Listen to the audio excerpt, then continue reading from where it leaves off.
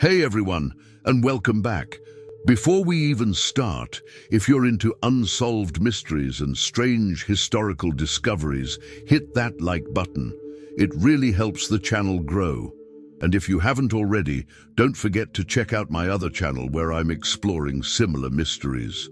Now let's dive into today's story. In 1906, a young mother posed proudly holding her baby, waving gently at the camera. It seemed like a tender family moment, until a recent restoration revealed something that left experts utterly shocked. What was captured between her fingers? Let's find out. The late afternoon sun filtered through the tall windows of the restoration studio in Boston, casting long shadows across worn wooden workbenches. Margaret Chen, a photograph conservator with 23 years of experience, carefully adjusted the magnification lens above the glass plate negative. Her hands, steady despite her racing thoughts, trembled slightly as she examined the artifact that had arrived 3 weeks earlier. The negative had been discovered in an estate sale, nothing unusual for her line of work, but this particular photograph possessed a quality that had immediately caught her attention. The woman in the image, identified only as Eleanor M., had been holding an infant, her face gentle and proud. The date on the original print read June 1906. Eleanor gazed directly at the camera with an expression of maternal contentment. Her dress, a high-collared Gibson girl style typical of the Edwardian era, spoke of a woman of some means. The baby she cradled appeared peaceful, wrapped in delicate christening clothes. Her left hand waved toward the photographer, fingers slightly spread in a gesture of greeting or farewell. Or it had seemed that way. Margaret leaned closer, her eyes narrowing as she examined the space between Eleanor's fingers. For weeks, she had noticed something unusual in that precise area. A shadow, perhaps, or an anomaly in the plate itself. But as the restoration process progressed, removing decades of oxidation and dust, something impossible had begun to emerge. She adjusted the light source, angling it carefully. There it was, a shape, a form that shouldn't exist in that particular location. Margaret reached for her phone, her mind already cycling through rational explanations. Double exposure? Unlikely. The negative showed no signs of tampering, a reflection. She had examined the original environment where the photograph was taken, or at least what remained of the records. A deliberate overlay, impossible with 1906 technology. She called her colleague, Dr. James Richardson, a photography historian at the Boston Museum of Fine Arts. His voice answered on the third ring, still carrying the warmth of his afternoon coffee. "James, I need you to see something," Margaret said quietly. "And I need you to tell me I'm not losing my mind." 30 minutes later, James stood beside her, his own eyes widening behind wire-rimmed glasses. He said nothing for nearly 5 minutes, simply staring at the magnified image. "How is this possible?" he finally whispered. Between Eleanor's spread fingers, where nothing should exist, where the background should be visible, there appeared to be a face. Not clearly defined, but unmistakably present. The outline of a human visage, watching from the space that should have been empty. Margaret felt her professional composure wavering. In her career, she had encountered mysterious shadows, peculiar artifacts, optical illusions born from damaged plates and deteriorating chemicals. But this was different. This had an intention to it, a presence. "I've checked the plate 3 times, Margaret explained, her voice steady despite her internal turmoil. "No signs of multiple exposures, no evidence of tampering. The chemistry is consistent with 1906 processes. James, this should not be here." James removed his glasses, rubbing his eyes as though the gesture might change what he was seeing. "Have you documented this?" "Everything. High-resolution images, detailed notes, even samples of the emulsion for testing. James, I contacted the descendants of Eleanor's family. Her great-great-granddaughter, a woman named Sarah, is flying in tomorrow. She brought additional photographs from the same session. According to her family records, Eleanor became obsessed with this particular image. She kept it hidden, removed it from family albums, and left specific instructions in her will that it be preserved carefully. "Why would she do that?" James asked. Margaret turned back to the magnified image, studying the impossible face suspended between Eleanor's fingers. "That's what I intend to find out. And I suspect Sarah knows more than she's saying." Outside, the Boston evening deepened into twilight. The city lights began their nightly awakening, but inside the restoration studio, the only illumination remained fixed on that single photograph. A 117-year-old image containing a mystery that photography experts had not yet adequately explained. If you're enjoying this mystery so far, drop a like and subscribe to the channel. Your support really helps me bring you more stories like this one. Now let's continue with what Sarah discovered. Sarah Mitchell arrived at Logan Airport on a Tuesday morning, carrying a leather portfolio that had belonged to her great-great-grandmother, Eleanor. The portfolio was worn, its edges darkened by decades of careful handling. Inside lay not just photographs, but letters, journal entries, and a documentation of a mystery that had haunted Eleanor's final years. Margaret met her in the lobby of a downtown coffee shop, a neutral location chosen deliberately. She had learned long ago that people often felt more comfortable sharing sensitive family history outside of institutional settings. Sarah was in her 60s, with sharp eyes that seemed to catalogue everything they encountered, a trait Margaret suspected ran in the family. "Thank you for coming," Margaret began, settling into a corner table. "Your family's cooperation is invaluable. Before we proceed, I want to be transparent about what we've discovered during restoration. The photograph contains an anomaly that we haven't yet been able to explain through conventional photographic means." Sarah opened the portfolio slowly, her fingers lingering over the worn leather. "I wasn't sure whether to contact you at all," she admitted. "My mother made me promise never to discuss what Eleanor left behind. But she's gone now, and I'm the last person who knew the full story. I think it's time someone understood what happened." She withdrew several documents, each carefully preserved in archival sleeves. The first was a letter, dated March 1907, written in Eleanor's careful script. "To whoever discovers this truth," the letter began, "I do not expect to be believed. I have lived for a year in a state of profound confusion, caught between what I witnessed and what others insist is impossible. The photograph taken in June of 1906 captured something that should not exist. I have consulted with photographers, spiritualists, physicians, and priests. None can explain it. All have rejected it. But I know what I saw through the lens before the shutter closed." Margaret's hands trembled slightly as she read. Sarah continued, her voice measured and deliberate. "Eleanor kept detailed journals starting from the day after the photograph was taken. She was obsessed with understanding what appeared in that image. According to her notes, she had been experiencing strange occurrences for months before the photograph. Inexplicable shadows in her home, the sensation of being watched, and most disturbing, strange whispers she heard while holding her infant son, Thomas." "Whispers?" Margaret interjected carefully, aware of how the word might sound. "That's what she documented. But here's what I find most compelling. Eleanor's observations were detailed and methodical. She wasn't an imaginative woman prone to flights of fancy. She was practical, educated, and skeptical. Yet she became convinced that something was trying to communicate with her through her son." Sarah withdrew another document, a journal entry dated July 1906. "Thomas will not sleep. He reaches toward the empty air beside his crib, his small fingers grasping at something I cannot perceive. When I hold him, I feel a presence, as though we are not alone in the nursery." The photographer, Mr. Bellamy, seemed troubled after developing the plate. He mentioned an intrusion in the image but refused to elaborate. "I fear I know what he saw, though I dare not speak it aloud." "Eleanor believed something was attached to her son," Sarah explained quietly. "Not in a supernatural sense, as the spiritualists of the time suggested, but as though something or someone was trying to reach through him." She believed the photograph captured that attempt. Margaret felt the rational framework of her profession beginning to crack.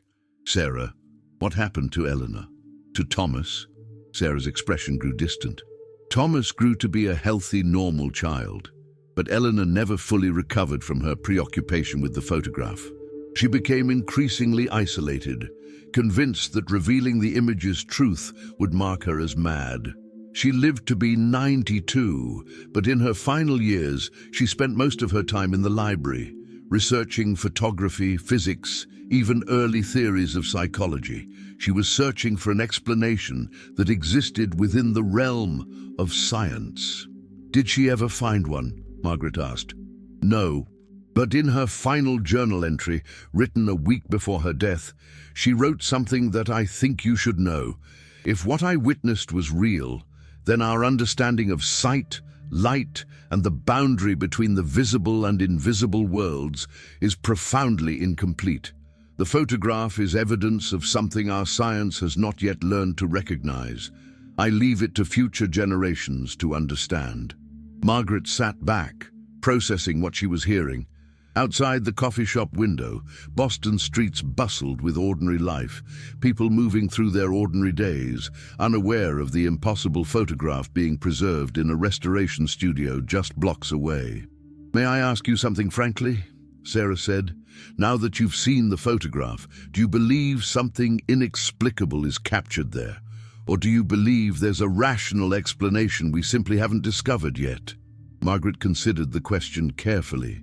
Honestly, I don't know, but I think Eleanor was right about one thing. Our understanding may be incomplete.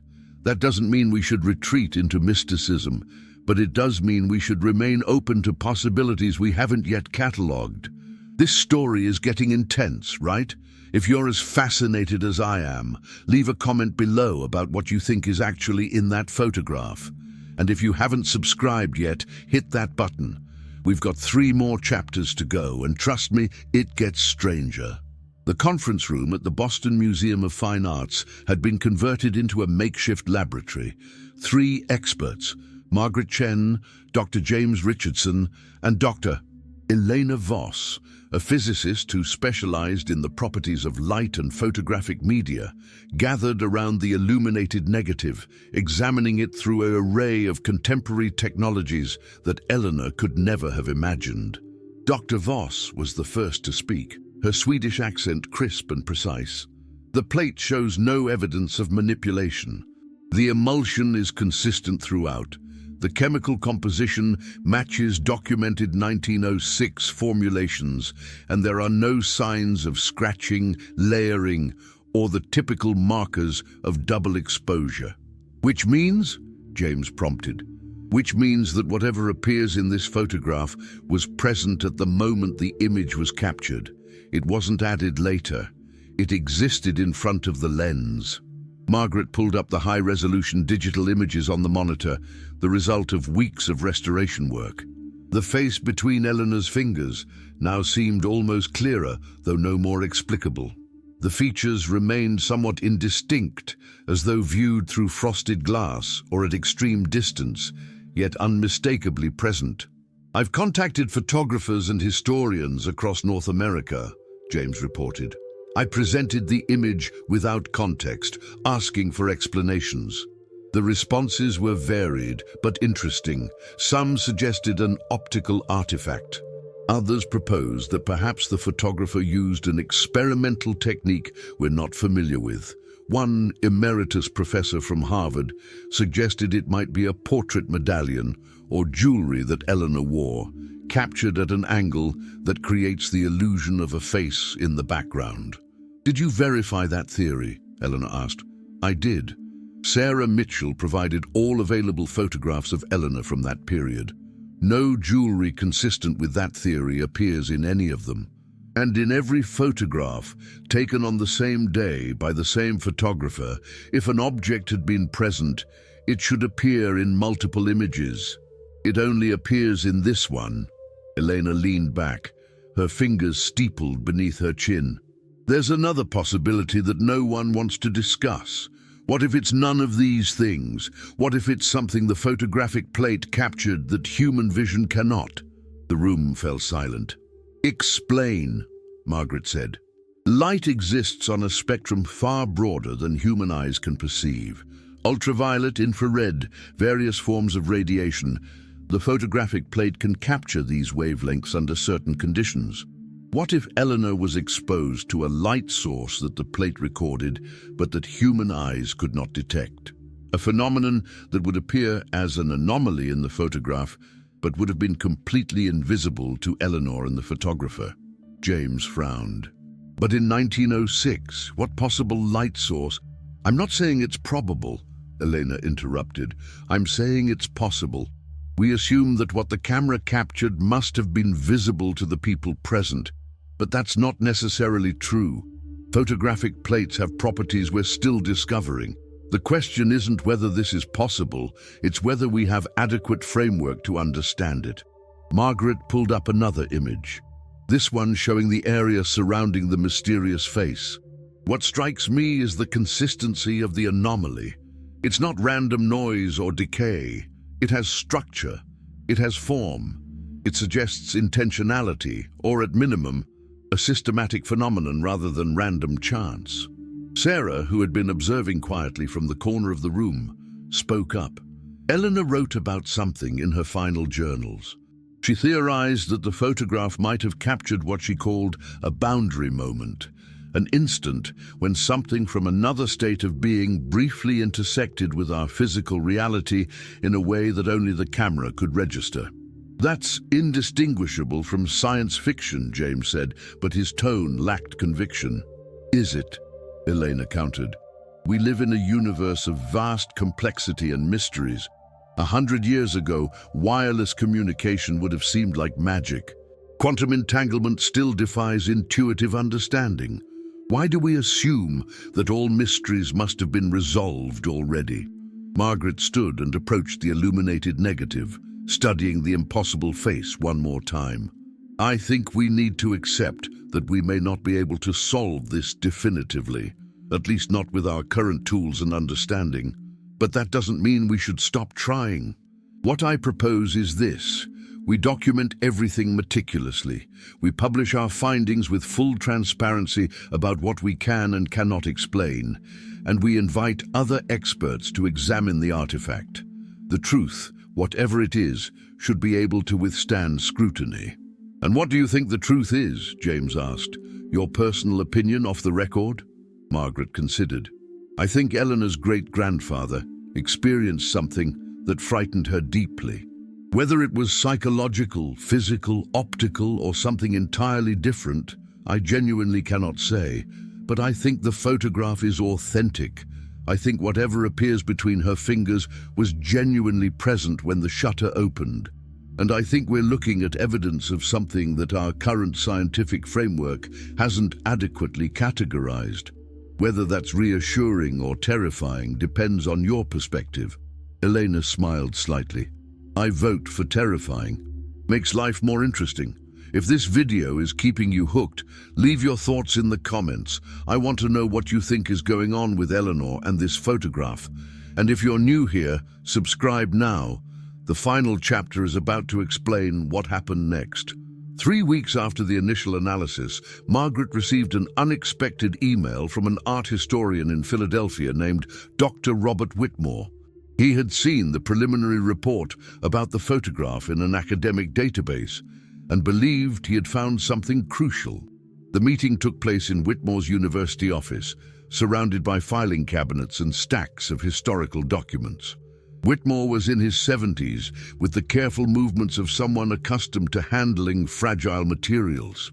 I've been researching photography anomalies for 40 years, he began, spreading multiple documents across his desk. Most are explainable. Equipment failures, technical accidents, misidentifications. But a small percentage, perhaps 2 to 3% of documented cases, present characteristics similar to your Eleanor photograph. He organized the documents into chronological order. 1843 Paris, a daguerreotype showing an extra figure in the background. No one at the séance recalled seeing this person, yet the image is unmistakable. 1887 London, a photograph of a child playing in a garden. Between the child and the wall, a distinct silhouette appears. The photographer's notes indicate he saw nothing unusual when he released the shutter. 1902, Boston, interestingly, the same city as your Eleanor photograph. A family portrait containing a figure that none of the family members recognized.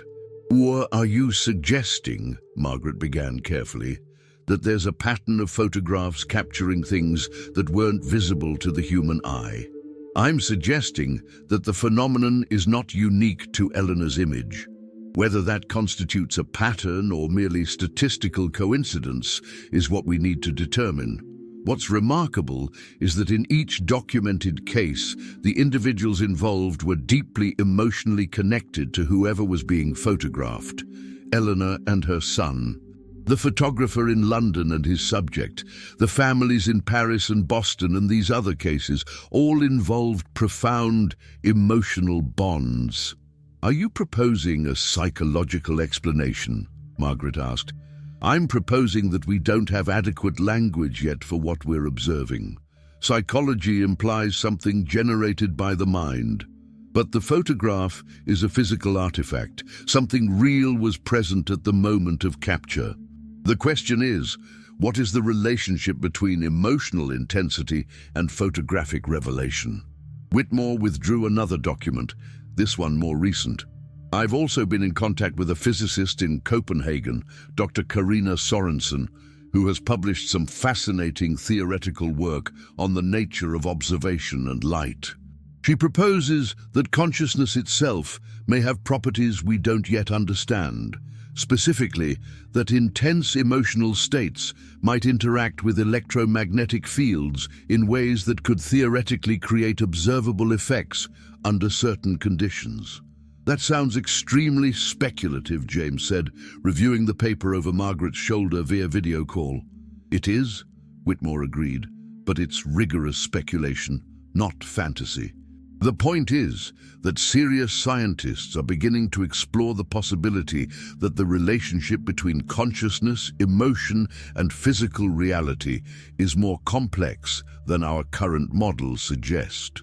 Margaret felt something shifting in her understanding, not toward mysticism or superstition, but toward the recognition that the universe might contain depths that hadn't yet been adequately mapped by science. So what are you proposing? She asked.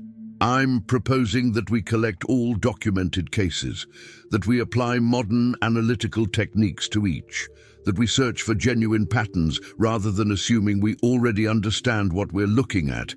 Your Eleanor photograph isn't an aberration, it's data. Anomalous data, yes, but still data. And data properly analyzed can reveal something true about the world. Sarah, who had maintained involvement with the investigation, leaned forward. Eleanor would have loved this. She spent her entire life searching for frameworks that could accommodate what she experienced. Not frameworks that denied it or explained it away, but frameworks that made room for it as a legitimate phenomenon. And that's what's most important, Whitmore emphasized. We must remain open to what the evidence is actually showing us, rather than forcing it into categories we've already decided upon. The photograph shows something. Whether that something is explicable through current physics, or represents an indication of physics we haven't yet developed, doesn't matter as much as our willingness to genuinely investigate rather than dismiss. As Margaret reviewed the documents Whitmore provided, she found herself thinking about Eleanor, a woman living in an era when photography was beginning to reveal secrets invisible to the human eye, yet constrained by cultural and scientific frameworks that made it nearly impossible for her to discuss what she had witnessed. One final thought, Whitmore said, as Margaret prepared to leave. We'll probably never know with absolute certainty what Eleanor captured, but in the process of trying to understand it, we might discover something far more valuable than a simple explanation. We might discover that the world is stranger, deeper, and more wondrous than we assumed. The final report was submitted to the Journal of Photographic History in November, exactly 1 year after Margaret first examined Eleanor's photograph. The document was comprehensive, detailed, and deliberately inconclusive. It presented the evidence without forcing it into predetermined categories. It proposed multiple explanations without privileging any single theory. It raised more questions than it answered. The response was unexpected. Rather than dismissal or skepticism, the photographic and scientific community responded with genuine curiosity. Universities requested copies for research. Historians uncovered additional anomalous photographs using similar analytical techniques. Physicists proposed new experimental frameworks for testing the intersection of consciousness, emotion, and light. Most importantly, people began sharing their own photographs and stories. Families who had possessed inexplicable images for generations, passed down with cautionary whispers, suddenly felt legitimized in discussing them openly. The Eleanor photograph became a gateway to a broader recognition that photography might reveal more about reality than we had assumed. Margaret stood in the restoration studio one final time, looking at the now famous photograph of Eleanor and Thomas. The work of restoration was complete. The image had been preserved, documented, analyzed, and shared with the world. Yet it remained fundamentally mysterious. She thought about Eleanor, a woman born in an era when science was supposed to explain everything, yet forced to confront evidence that didn't fit neatly into available frameworks. Eleanor had lived with that discomfort, that cognitive dissonance, her entire life. She had passed the mystery on to her descendants like an inheritance, a puzzle without a solution. Perhaps that was the point, Margaret realized. Perhaps the photograph wasn't meant to be solved so much as contemplated. Perhaps its value lay not in providing an answer, but in asking better questions. James entered the studio, carrying a bottle of wine and 2 glasses. "To mysteries that remain mysterious," he said, settling beside Margaret. They stood together looking at Eleanor's face, at her protective hands holding infant Thomas, at the inexplicable presence suspended between her fingers. In the carefully controlled light of the restoration studio, the face seemed almost to shift, almost to communicate something across the nearly 120 years separating Eleanor's moment from their own. "Do you think we'll ever know what it was?" James asked. "No," Margaret replied, "but I think that's all right. Some mysteries are more valuable unsolved. They remind us that reality contains depths we haven't yet mapped. They keep us humble. They keep us searching." Outside, Boston's evening deepened. In homes across the city and homes across the country, families possessed photographs of their own, images that didn't quite make sense, anomalies that conventional explanation couldn't accommodate. Most would never be scientifically analyzed. Most would remain private mysteries, passed down through generations as unusual stories, peculiar artifacts of unclear significance. But somewhere in that vast collection of unexplained images might lie genuine evidence of phenomena we don't yet understand. A hidden library of mysteries waiting for the right frameworks, the right questions, the right willingness to see what's actually there rather than what we expect to see. Eleanor's photograph had taught Margaret something profound, that the act of genuine investigation requires not just technical skill or intellectual sophistication, but a fundamental openness to being wrong, to encountering the genuinely inexplicable, and to living comfortably with mysteries that refuse to resolve. The face between Eleanor's fingers remained undefined, neither confirming nor denying the various theories proposed. It simply existed, evidence of something, a riddle without an answer, a question that photography had asked but neither science nor spirituality had adequately addressed. "Leave your thoughts in the comments," Margaret said quietly, almost as though speaking to Eleanor herself. "Tell me what you think was captured in this photograph. Because maybe, through the collective investigation of thousands of minds, we'll eventually understand what Eleanor experienced. And maybe that understanding will change how we see the world. She turned off the restoration lights, leaving Eleanor's photograph in darkness, preserved, documented, shared with the world, and eternally mysterious. If you loved this story and want to see more mysterious historical photographs and unexplained phenomena, leave a comment below. I'd love to hear your theories about what Eleanor captured. If this video fascinated you, please hit that subscribe button and turn on notifications so you don't miss the next investigation. Thanks for watching, and I'll see you in the next mystery.